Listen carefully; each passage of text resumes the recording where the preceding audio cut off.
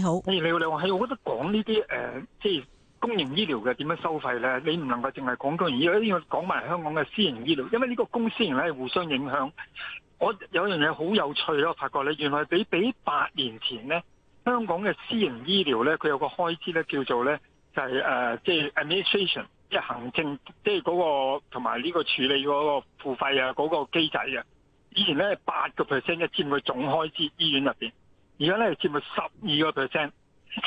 即係唔知大家知唔知？公營醫療咧係1點幾個 percent， 依家係政府醫衞局公布嘅數字啊！即係咁樣睇到咧，其實私營醫療有一個好大嘅問題咧，好多錢咧花咗喺啲行政度，同埋咧保險業聯會佢都要公布咧，都有承認嘅保險業嗰個medical insurance 其實有30%咧係去咗啲行政嗰度嘅，或者佣金啊，諸如此類公司運作，但係公營呢度係好低嘅，所以你亦都睇下咧，公私營之間咧，原來私營嘅嗰個病床啊，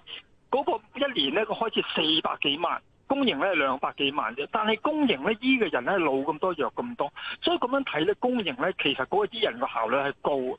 所以我認為咧，如果你透過 co-payment 而家呢個方法，譬如我哋而家1000億俾醫管局服務到嘅，譬如係700萬人次，譬如你透過 co-payment 之後咧，佢擴展到服務係800萬人次，咁呢個咧係值得做嘅。好多謝晒伍先生，補充翻先啦。剛才呢引述局長嘅說法咧，佢就話一啲比較複雜嘅影像